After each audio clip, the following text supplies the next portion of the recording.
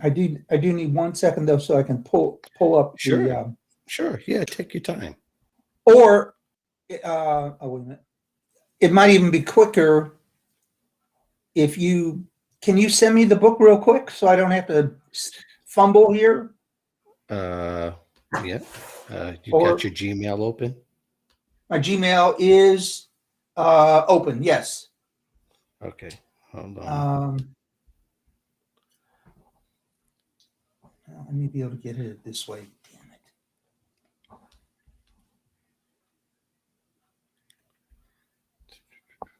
And yes, we are live on LinkedIn, so that's good. Okay. Terrific. Thank you. And give me a second here. Okay.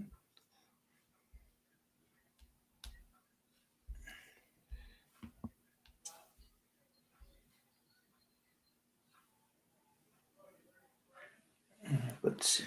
Hey, everybody. We'll be with you in just a moment. We are just taking care of a little bit of business.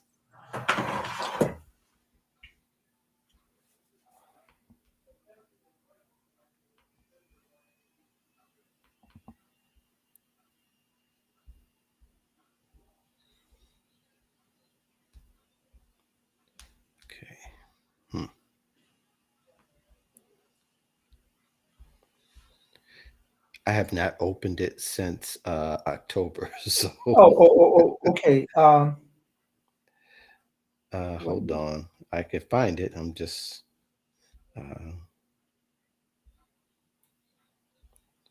okay. I'm gonna have to then send it to you in a Word document.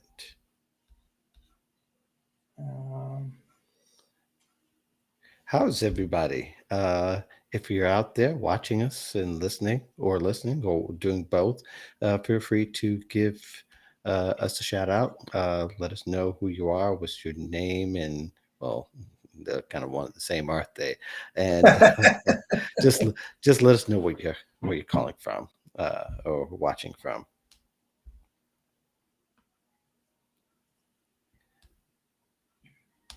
All right.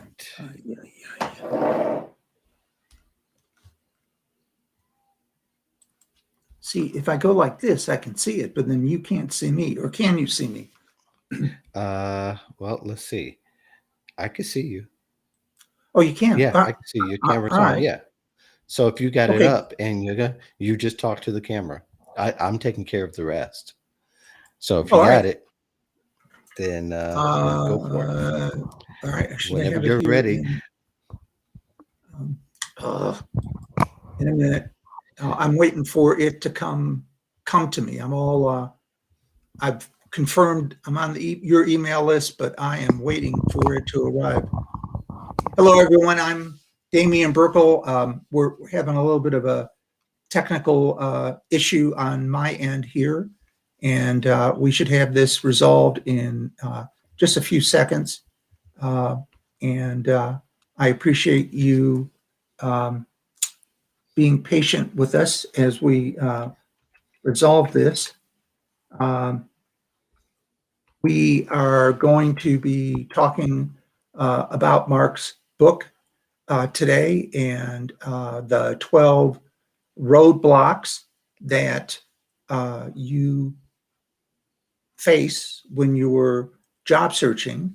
And he has written a terrific book that you can download from his website, which is the Voice of Job Seekers. And also he has a terrific blog, which you'll be subscribed to. And also he has a podcast that's available on Apple and on a number of other formats for you to review. I highly recommend it, and it is a real privilege to have the opportunity to interview Mark, because we've had the opportunity to work together, and he's terrific, and I'm glad that you've been able to join us today. And I think what I'm going to do, Mark, if I could, is Uh-huh. one, welcome. And number Right. two, could you start us with roadblock number one and share with us how you get over that roadblock block, please? Sure, sure. And what I'll do here is, since we have technical difficulties, so there are roadblocks I can go through without looking at the document. They just won't be in particular order. And what I'll do too is kind of update since I've written it. Uh, uh, Actually, a little while ago. It's been a long time since I wrote it.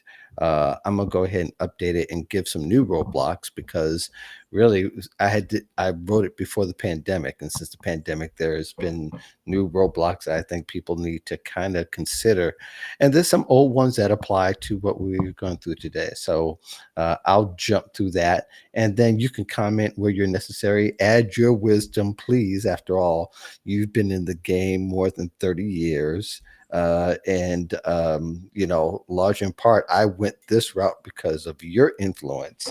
So I'm not going to leave you out and take the whole show. This is supposed to be a conversation, and without you chiming in through your experience, and in case of those of you who are watching the first time, Damian has been a part of very large let goes, and he's also been a part of very large hiring. So he has thousands. He's hired thousands and he's fired thousands. So not going to dismiss that at all.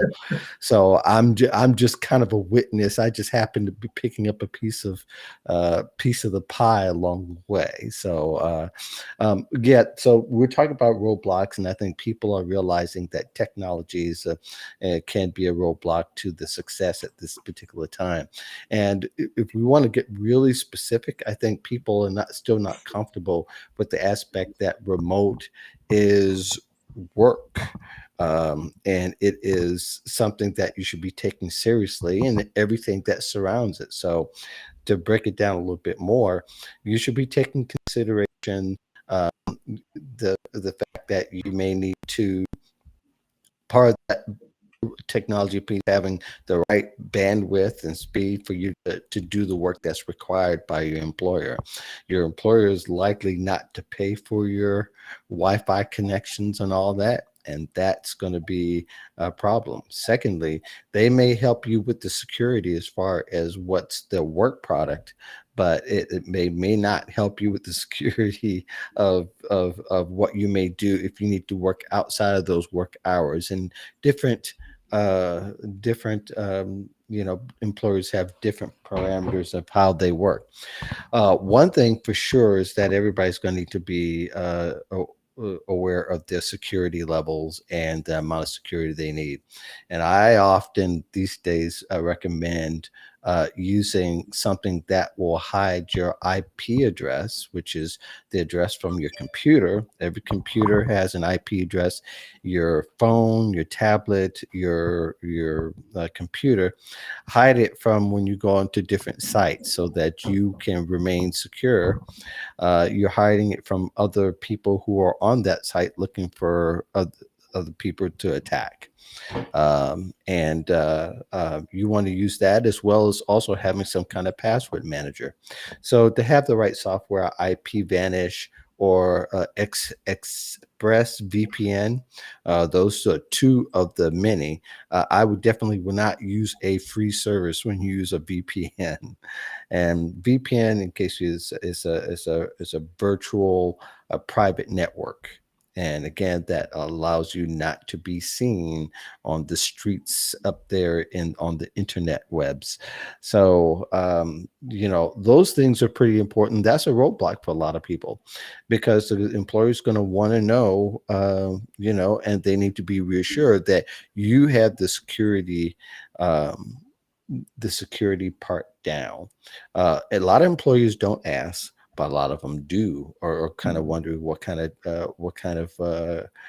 how cognizant you are when you're out there. So I think that's a really big one for me to begin with is just being able to have that technology part right, and also having access to being able to handle your technology problems.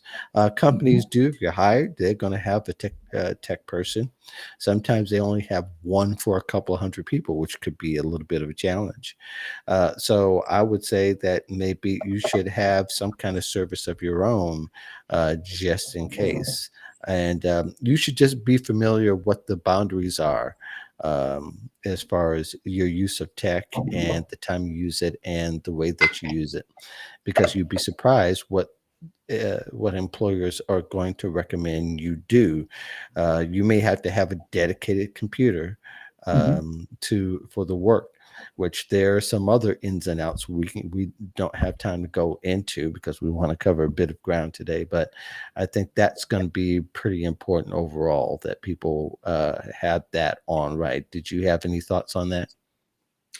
I absolutely agree. I mean, all it takes is for you to lose your identity once, or Yeah. have someone come in and spoof your identity, uh, Hmm. and it can do massive damage to you. And it is a very, very time intensive uh, experience to try to reclaim your identity and fix any problems that are created as a result. So yes. Yeah. Yeah, that and we talked about this. You were Damian was a guest on the Wednesday show, Job Seeker Nation. I believe we covered in part of this, but the companies are actually out there, the scammers are out there that are making themselves look like a real company, where they Yeah. post the job opening and that they've had people go apply. The bad part is some people just don't know what to expect when somebody is trying to scam you and perhaps scam you out of passwords or money or what have you. And you should, if something doesn't sound right, you should always question it and always say you should be able to get back to you when you're applying to a job. So you don't want to apply to a LinkedIn position that doesn't exist, and that's actually happened. And then you get far into the process. Let's say they hire you, and then they start asking you for personal identifying information, and that's going to be a very bad thing once you give it over to them. But like Damien said earlier, once you've been once you've been had, it's kind of hard to get back to that place where you were before. So just trying to bring caution. And I think an employer has to be assured that you have good judgment Mhm. along those lines, because they're going to look at you, they hear about you, or they feel like you have your ability to be somewhat savvy technology. And I'm not talking about being a genius, but being able to know how to connect safely and to connect with other people safely and all that kind of thing. They feel you're suspect, then that does bring up a red flag. And judgment is a big part of the work product these days that people really going to need, because they want to be able to make sure that you can make good to sound decisions. And if something's not going right, that you'll be able to say something with some kind of with kind of knowledge and being able to express that. Mhm. And on a related topic, uh, and this is one to save you time, and two to make sure that a real job exists. If you see a position on LinkedIn and simply hired, if you use that job aggregator, Mhm.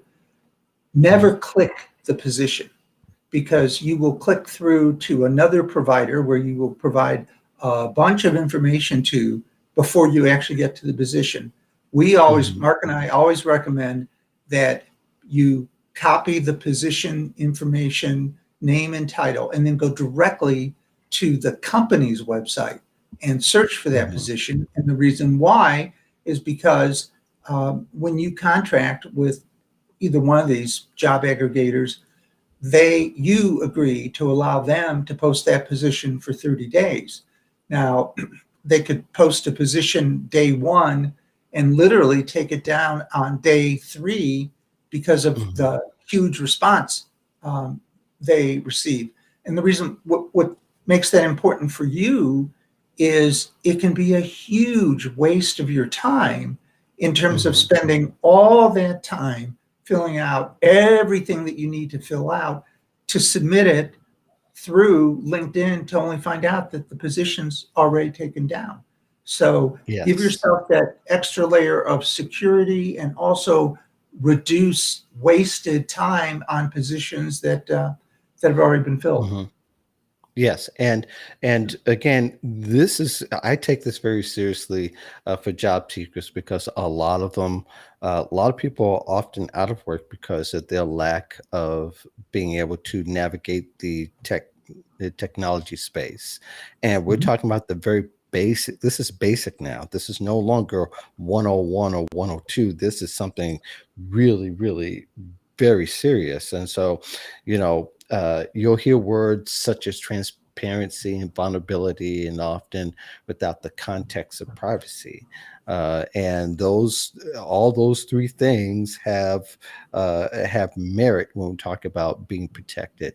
And although you should be careful about what you reveal about your personal identifying information, you're going to need to know that those are things that you're going to need to keep abreast on a regular basis. So I think we've covered that pretty well. So I'm not looking, like I said, in the ebook there's about 12. I Mhm. probably have in my head like 20 for a lot of different reasons. Some of them kind of intersect. So I'll just go through here.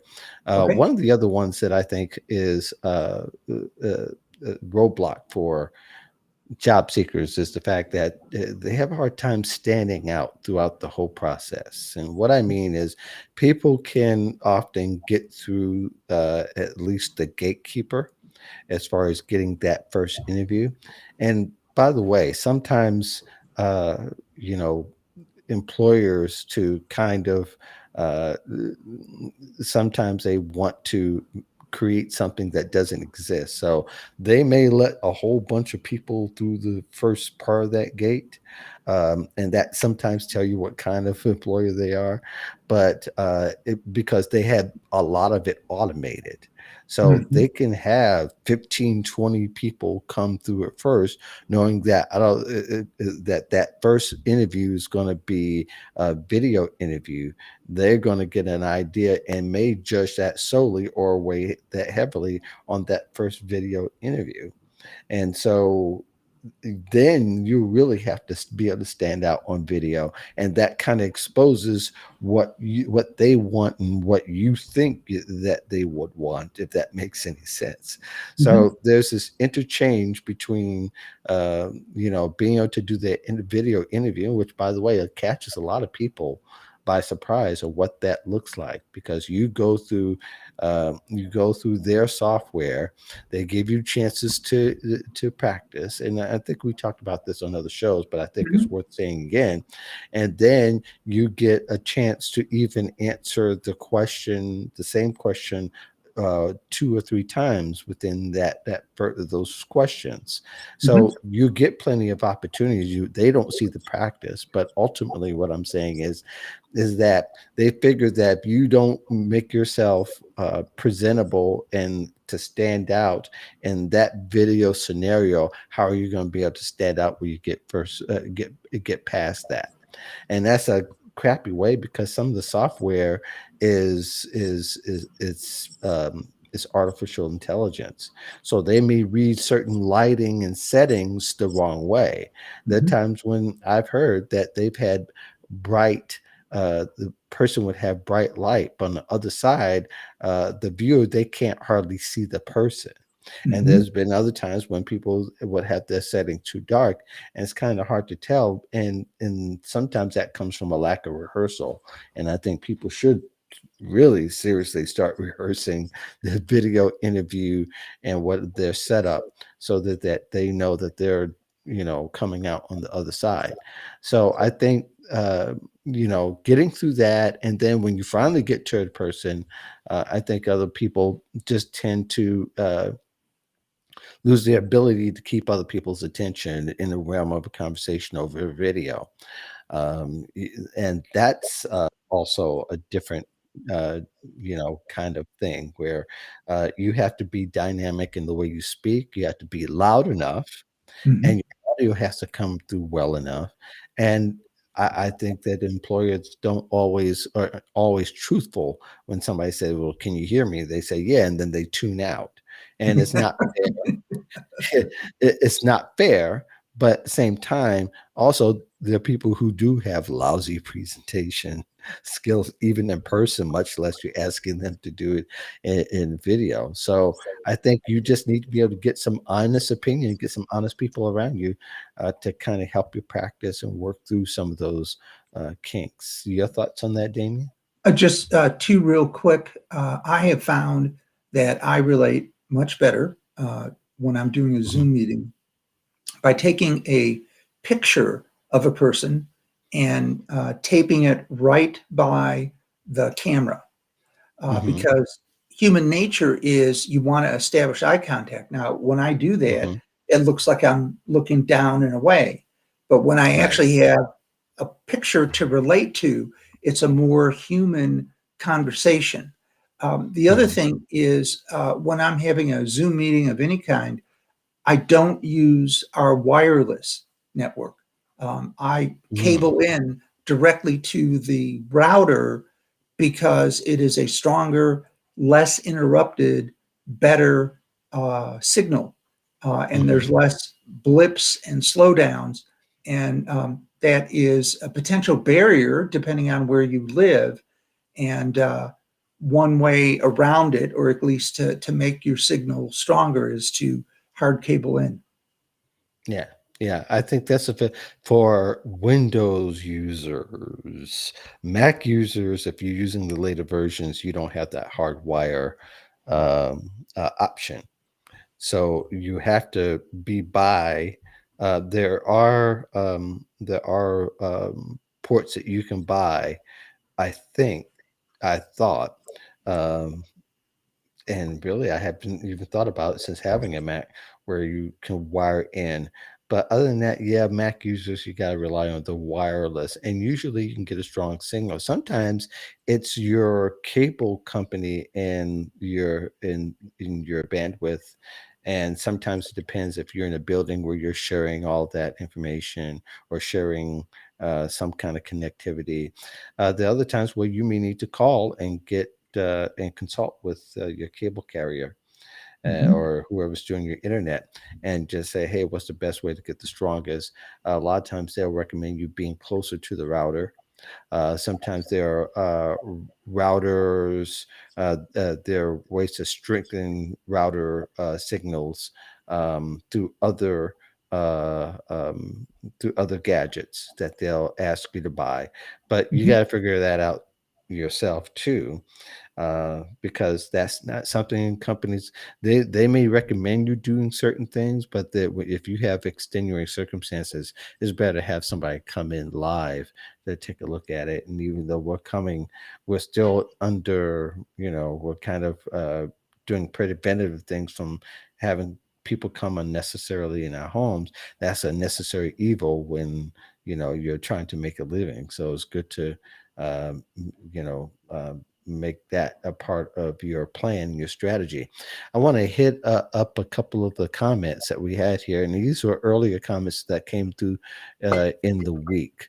Um, and I had people chime in on what they thought their roadblocks were. And Annette Richmond, which was on our show not that long ago, if She's you're listening terrific. in that, say, yeah, she is really terrific. One issue I've been hearing from job seekers is having trouble identifying and selling the transferable skills to employers where they're trying to transition to a different or even slightly different career. Yes, that is one that I really think about. Did you have thoughts about what Annette said about being able to transfer and being able to display your transferable skills? She says, "Oh, thanks." One of the things that I recommend, uh, and this is from my 5 o'clock club training, and that is the 7 stories exercise. And Mhm, when I did mine, when I was out of work, it was actually 20. and you Mm, write about times in your lives where you volunteered for a project, managed the project, had great results, and people said to you, "Man, you're a natural. You should do this for a living." And mm, if you write these down, and it can be any activity, Boy Scout, Girl Scouts, church mhm, activities, work, school, you write these activities, each story down, and then mhm, work with a counselor or support group, someone who can help you, and you'll begin to see trends arise across all of the different stories. And the more you look, the more you will begin to see the common skills that you mhm, used in times where you worked and really enjoyed doing and got great results. And that is a good starting point to begin to discover your transferable skills, because once you understand the power of your transferable skills, you will have a great career across a number of positions. I mean, I've shared this with you, Mark. At one mhm, point, I went from pots and pans because I was a cookware buyer to mops, mhm, brooms, and brushes, which is how I got down south here, to what mhm. was then my latest area of expertise, which was bras and Bras and panties. panties. Yes. I still And giggle when I when I hear that. all true. Yes. Um, Bailey Playtex was my life. Um, Yeah. and what I sold my director on was that a buyer is a buyer is a buyer. It doesn't make any difference what you buy. You know, it's how you think, it's how you feel. It is how you build and establish relationships. And he said, you know what? You're right. So I found myself in intimate apparel land for a number of years. The point of the Mhm, story being that by understanding what your core skill set is, you are in a very strong position to adapt and mold your transferable skills around a position that can have a little bit of a different emphasis than what you're mhm. doing right now. Uh, Yeah. and and if you don't try that out, you're never going to know if you really can do that. I mean, you know, if you would have told me back in my pots and pans day that I would have been handling bras and panties for a living, you know, I would have Mhm, thought that you were crazy. But, mhm. you know, again, taking your transferable skills and marketing them differently is a way for you to change career directions, but you know, you do it in steps.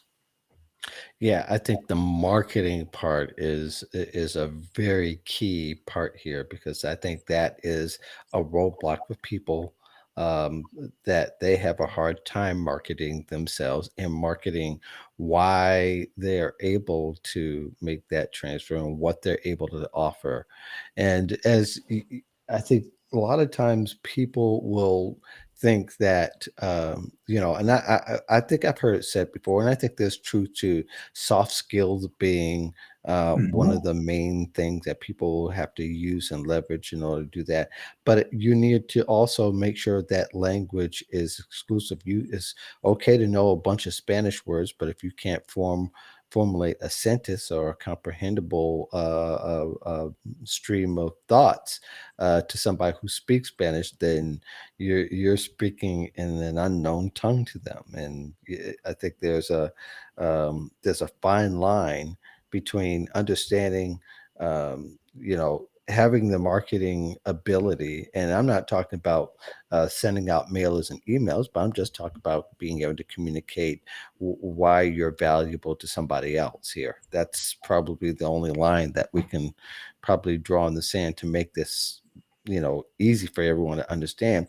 You got to be able to tell why those past skills that you learned will translate to the industry that you want to go in, Hmm. and everything else will be a lot simpler to translate. And I think that if you don't have those skills, and if you don't have the core of skills that they're going to really need, it's going to be a lot harder and it's going to take a lot longer to do it. And that's why, if you're looking to transfer or go into another career industry, you've also got to be willing to take the time and do the diligence it takes to know what the industry is and know how other people are marketing themselves, and then be able to set yourselves apart, which is the core of what I had explained in the book and other articles, is that you've got to be able to make it clear that these skills will be valued too, like writing.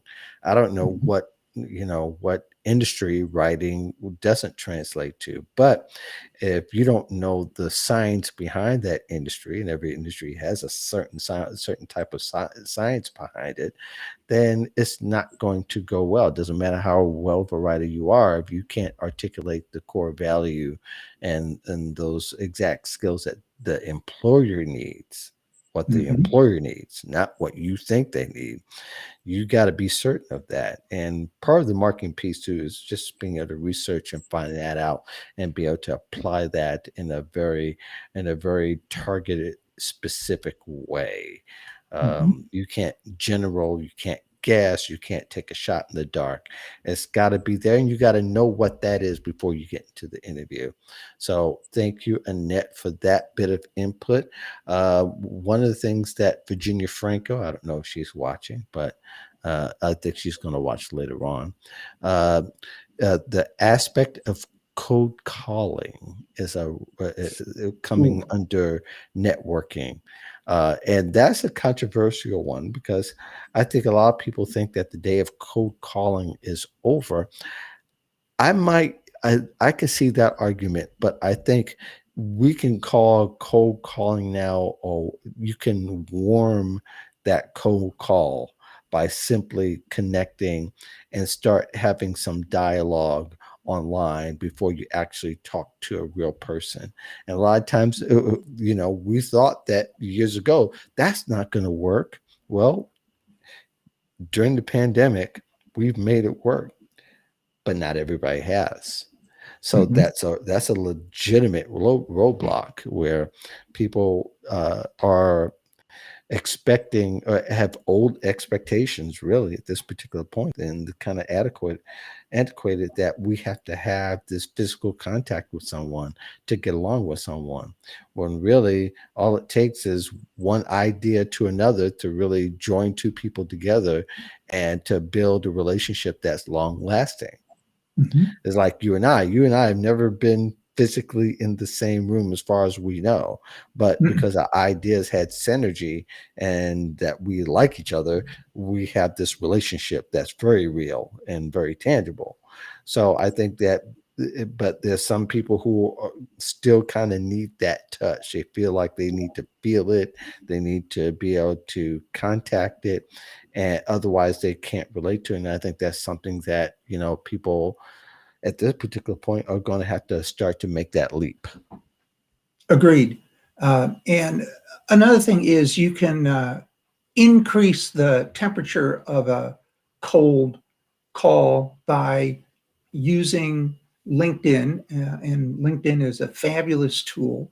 In many cases, you will find people in your LinkedIn community or in the communities of those that you are already linked in with that Mhm. know this person or have worked with this person. And just by establishing that link, as distant as it may feel, brings you that much closer to the person that you're trying to connect with. And people hide behind their phones these days, Mhm. anyways. So many times getting through, even in the best of times, is difficult. And I would recommend to our viewers to not become discouraged just because the person doesn't return your call until the eighth attempt.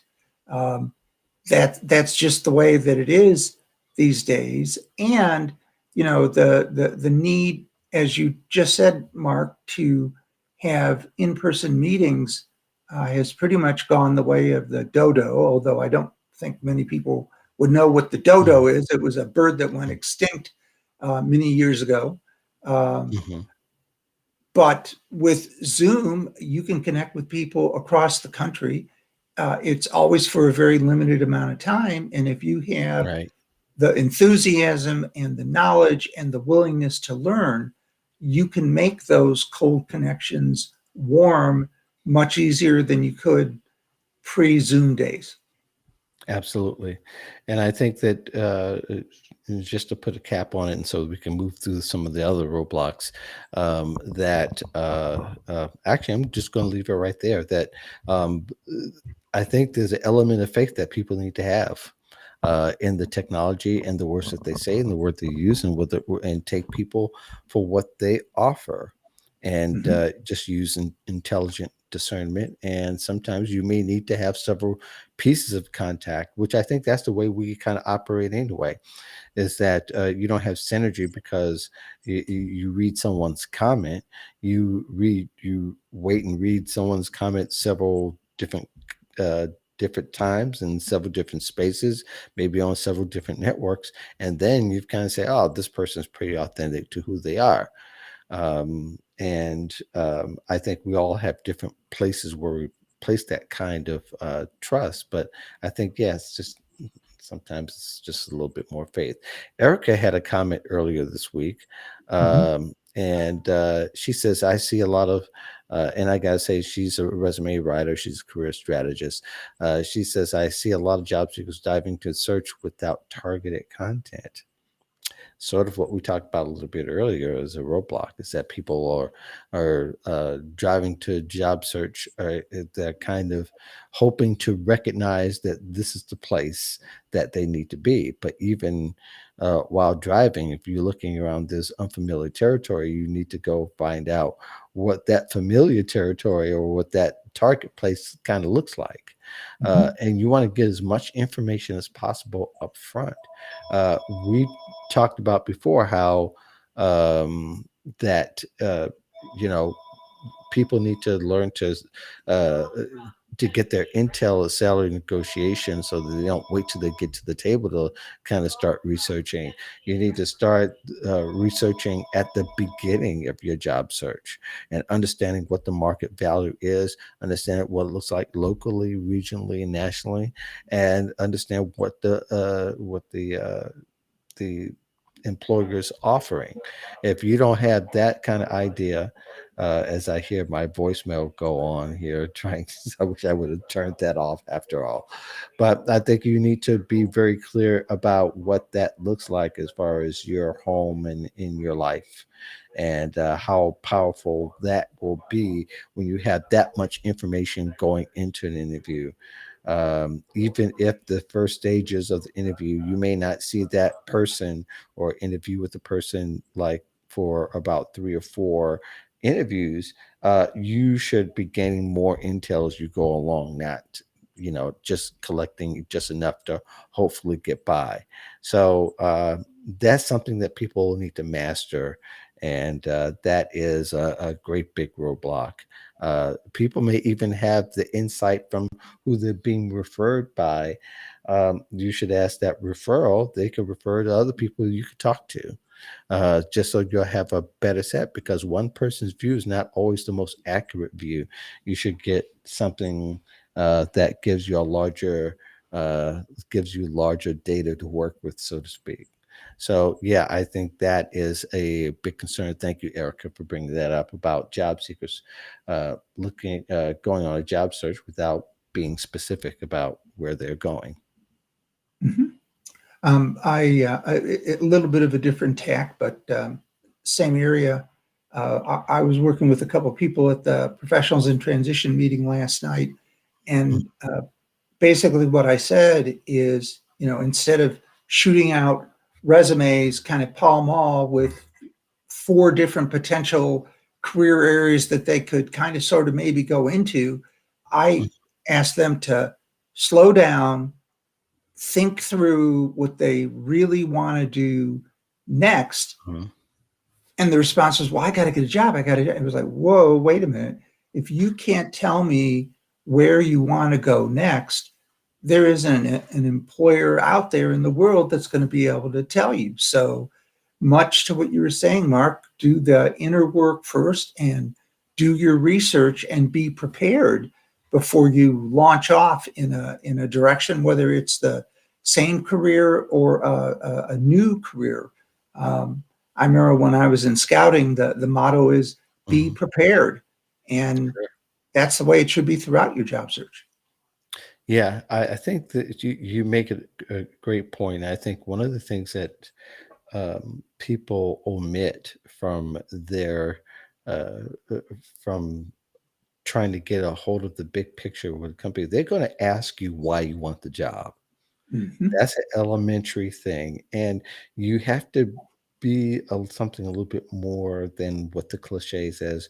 Well, they say, "Well, I really need the job," or "I like the way you guys do this." They want to hear something specific, and perhaps to some degree, something that they haven't heard yet. Sometimes that's more impressive because there are obvious things. It's like if you ask somebody, why they like McDonald's, more than likely they're going to get a lot of different answers. But if everybody was saying we like it because of the Big Mac, then there's nobody that would be able to stand out. You go back to the first premise that people don't stand out, and they don't stand out well through all phases of the interview. When you've got to and they think that because you start somewhere, that all that information stops, everything around the world stops and focuses on that one job. If Mm-hmm. you were savvier ways, go through, get more information, talk to more people while you're still going through that interview process. Talk to the company's competitor. Mm-hmm. If you Mm-hmm. can dig deeper, talk to somebody who even used to work for that company that now works for the competitor. Talk to people who used to be in that exact position and take note of where they moved to. Do they move to something similar? Do they do a lateral move? That will give you one set of intel. Another set of intel that they gotten promoted. That will give you another set of intel. Or somebody maybe even took a step back because they want to hightail it out.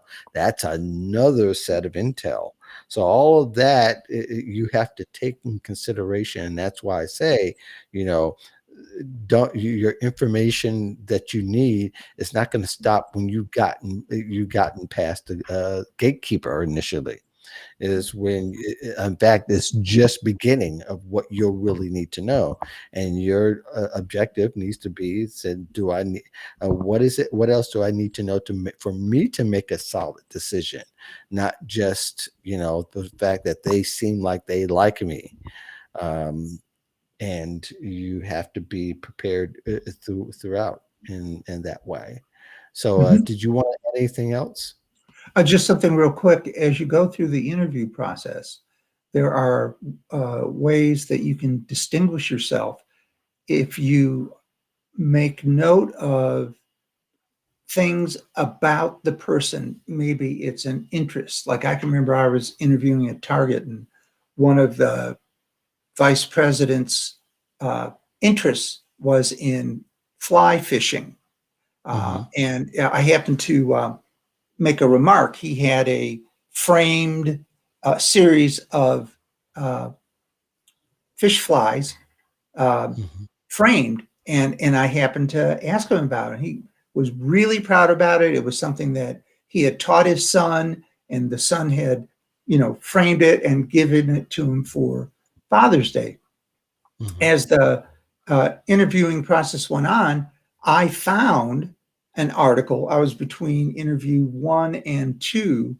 I found an Hmm. article that I thought he would truly be interested in, and cut it out of the magazine, put it in a brown paper bag, excuse me, an envelope, Hmm. hand addressed the envelope, by the way, and put a yellow sticky on it and said, dear so and so, saw this article, remembered our conversation about your son, thought you might find this of interest, and also put in a business card and mailed it to him. Mhm. And one, he was startled when he got it. Two, he was delighted. And number three, the article was so right on that he picked up the phone and he said, in all the years that I'm doing interviewing, I've never had someone take the time to find an article about fishing. And he said, I don't know whether we're going to hire you or not, but I really appreciate the time and the effort that you took to send it to me. Yeah. And it's things like that. They're not stunts. I mean, they have to be sincerely useful pieces of information that you send to the people that you've interviewed that are highly individualized to meet the needs of the people that you have interviewed that are not included in your job search or the job you're interviewing in any way. It's their outside activities that they talk about during the course of the interview. If they do, that gives you an Mhm. opportunity to have that additional contact, or touch, if you will, that will have you standing out from the crowd in ways that most people would never think of. Yeah, see, that's excellent. And I think that people using those opportunities because once if you're going to make it a transactional communication that Mm-hmm. is only good for that particular time, then, y- y- do it without the thought and attachment. But if you're thinking maybe if it's a company you really like, and if you don't get in now, even sending that after you passed through the interview process and that didn't, and you didn't go through the first time, setting that piece like you did makes that person memorable because no telling what may happen. And I've seen where people have interviewed for a spot, another position came open, and because they Mm-hmm. were memorable, they will call back to interview. Because if you came real close, they're going to try to remember you because not everybody wants to go through the same process again on either side. The employers don't want to have to go through all 3, 4, 8, 10 interviews again. If it's been close enough time and you've made yourself memorable that way by sending an article or sending what I've suggested before that my friend Don Levy, thanks Don for this, sending 25 ways that you're valuable to a company. Uh, that's something that makes you Mm-hmm. memorable for even after, so that in case there are other ways or other means that you can get into the company, it may be another position that you might be more qualified for. There's an afterlife, and interviews have longer tails than most people think they do. They think that Mm-hmm. you're done. And a lot of companies do that. They say, thank you very much. We don't need to hear from you ever again. There's some that say, this is a pretty valuable person. We just can't do this time, but maybe the next time you can come along and do it. And I've seen it happen a few times throughout my years in doing this. Mm-hmm. So, don't, the transactional aspect of it for a lot of people is a roadblock too, Mm-hmm. because they think that if it's sort of like a date, just because she or he doesn't give you a kiss on the first night, it's not doesn't mean he's not interested. uh, and it just means you're not the one quite yet. So it's sort of like that, and you can keep your interest and even keeping the relationship somewhat alive, doing the LinkedIn contact, commenting where they are, staying memorable in that kind of way throughout a bit of time, and that will help you get over. So definitely, if you kind of remove the transactional relationship aspect and kind of Mhm. make it a real kind of relationship, perhaps it'll keep the airwaves open. And I've seen it where even that person says, "Hey, we couldn't fit you here, but there's a similar position at a friend of mine's company. You Mhm. should go here." And I've had that happen. I've actually had that happen where say you didn't fit here, but contact this person. I'll let them know coming, and we will like to. We just can't do you right now, but they can. So went and interviewed, and sure enough, it was a short. There was a short interview, and I was able to get the job. And that was a long time ago when people can actually hire you off a first interview. And in some cases, there might be some companies that still can or are. And I think even before the pandemic, there are retail establishments that were hiring off. It was the first come. If there's no outstanding red flags, they hired you on the spot. Mhm. So people should keep that in mind. Did you want to add anything to that before we move on? No, I say let's move on. Okay. All right. Very good. Um, One roadblock I think is going to be the future of the way that people look at social media. Mhm. And this is touchy. And I know some people are not going to like this, but I think that people not really keeping their private information. We talked about that from a technology point, but let's talk about from a health point. I think you need to learn to keep people are trying to be so vulnerable and transparent in the sexiness of wanting to get more followers online, to get more likes online. Your medical information needs to be private. Mhm. I say that so often, so many times on my timeline, and especially on Facebook.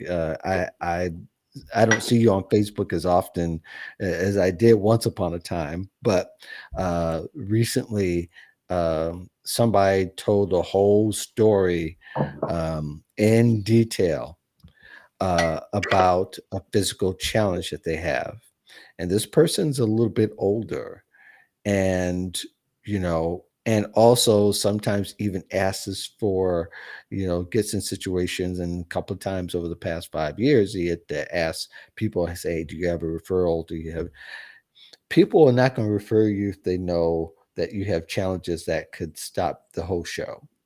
Mhm. And that's one way of being seen, but another way is employers are now looking at your social media up front. 10 years Mhm. ago, they checked like to make sure that you didn't have anything. You got through the reference check. Now they're checking your social media to make sure that you're not drinking at parties, getting drunk, being left out on the street, and all that kind of drama. People are checking to see if you're authentic up front, to make sure you're Mhm. before they even move on. And if you have chronic illnesses where they don't need to know that up front because you're protected Mhm. by the HIPAA Act. I believe it's the HIPAA Act that talks about that. Mhm. Um, you won't get hired. And there's not much about it because once you've made it public, it's no longer private. Mhm.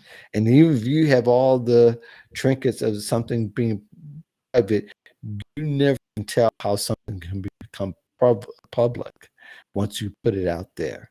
So unless Mhm. it's something significant that's going to help you, I would keep your health information private. Even the fact that people were putting up their shot cards after they got second shots. I got the second shot. They had numbers on there that revealed some private information. Mm. You don't want that. In fact, I don't even talk about at all whether I've got a first or second shot or one at all. It's on a need to know basis, and Mhm. really, almost 900 people I'm connected to on Facebook don't need to know that, or the few thousand I have on LinkedIn and Twitter. People don't need to know that information.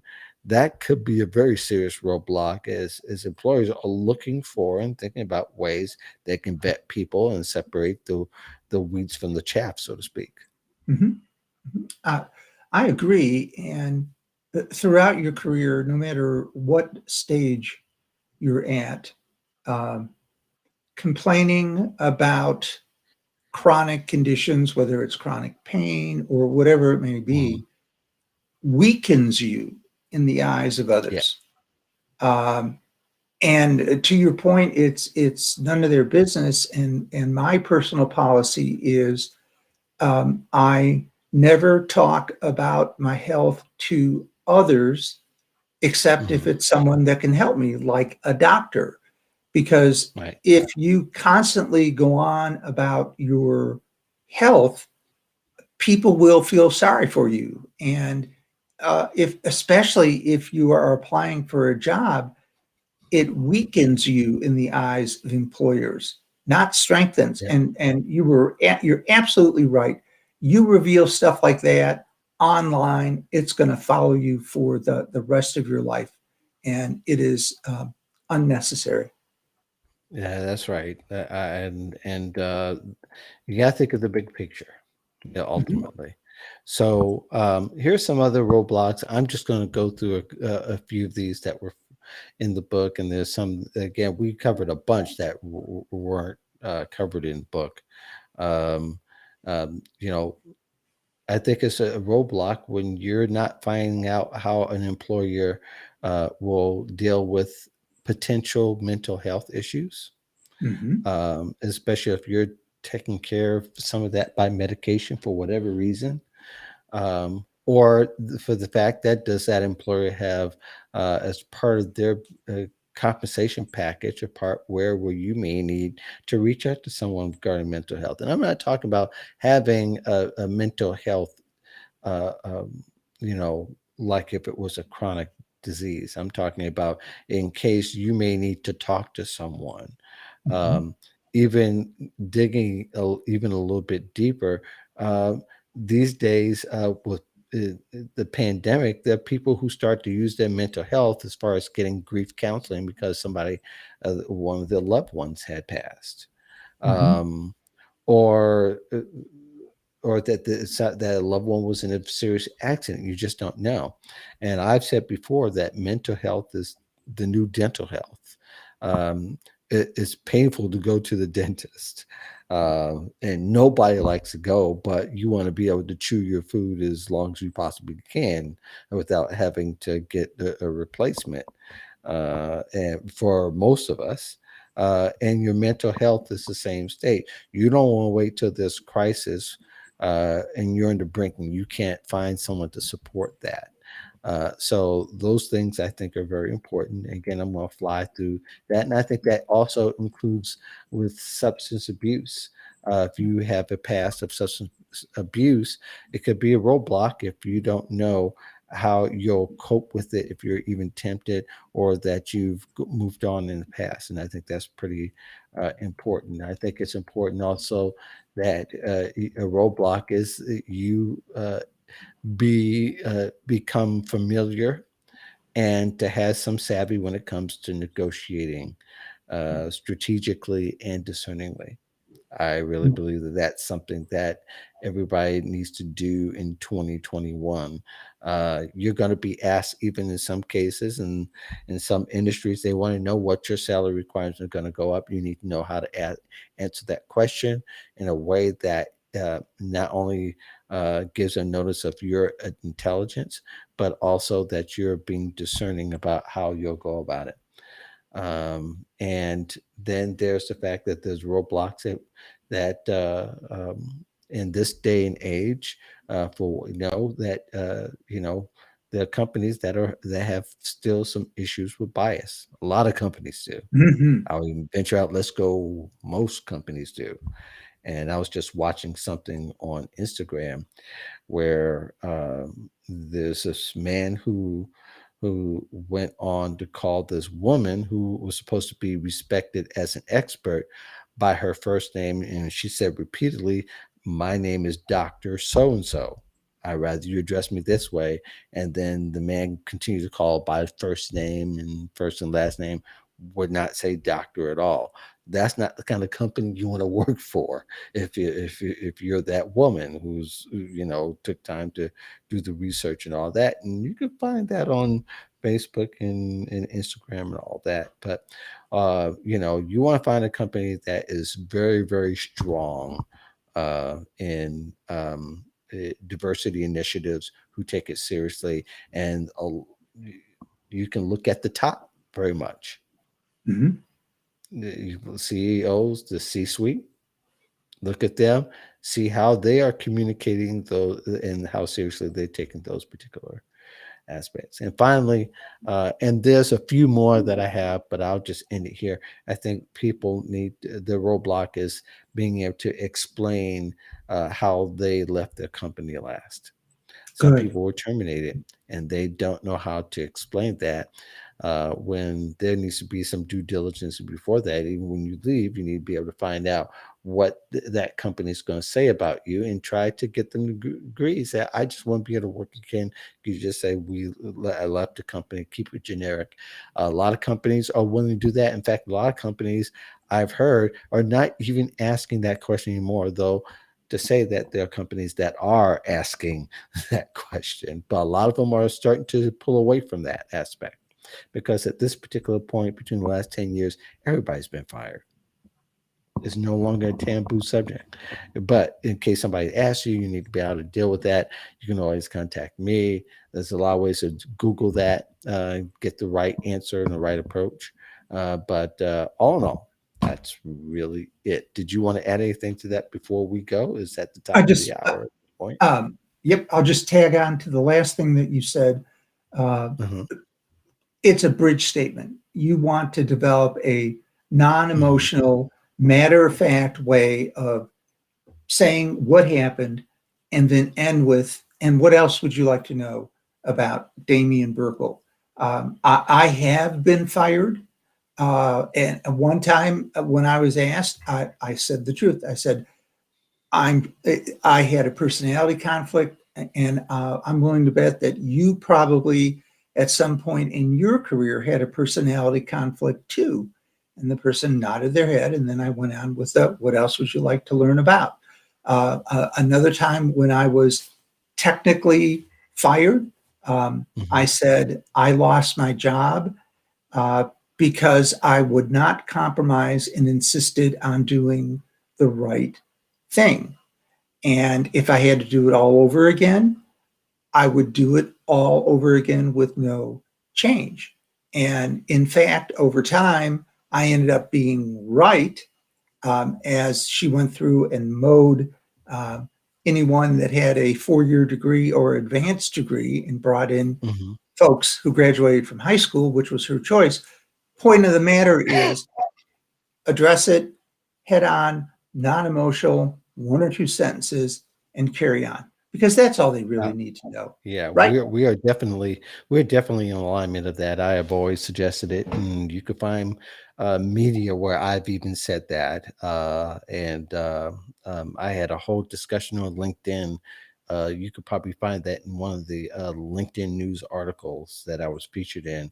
Went through a whole thing, and within that thread was a whole lot of different resources and different ways that people approach it, and that's how a lot of people end up following me. Mm-hmm. That you've got to be matter of fact, give it to them straight, be short, and you don't have to offer anything more than those one or two sentences. And likely, nobody's not going to ask anymore because you've been succinct and you've been, that you've sold the goods, so to speak. Mm-hmm. So, great session. Thank you very much for featuring that. I think next week we got to talk. We might have a guest on for next week, possibly the next couple of weeks. Um, Great. we can talk about that offline. But thank the rest of you for Mm-hmm. joining us here on the Modern Job Search Checklist. That across from me again is Damian Burkle. will probably deserve a better introduction than he gave himself. He is the founder of Professionals in Transitions. In fact, you're getting ready to do a couple of TV spots, I believe, regarding your organization. And probably, he's a national leader, especially when it comes to nonprofit organizations and being able to reach out to job seekers with helping more than 10,000 job seekers throughout the years. So something to be Thank recognized. Thank you very much for joining us. I hope the rest of you have a great weekend. We'll be back next Friday with another show. Be sure you join us on Job Seeker Nation on Wednesday as well. And feel free to catch the episode where Damian was on Job Seeker Nation. Mhm. Going to try to have Jack over on this channel in the next couple of weeks. Be great. See if he'll be on and add his value as well. So thank you very much, and you all have a great day. And Take hold on, care. Damien. All right. Okay.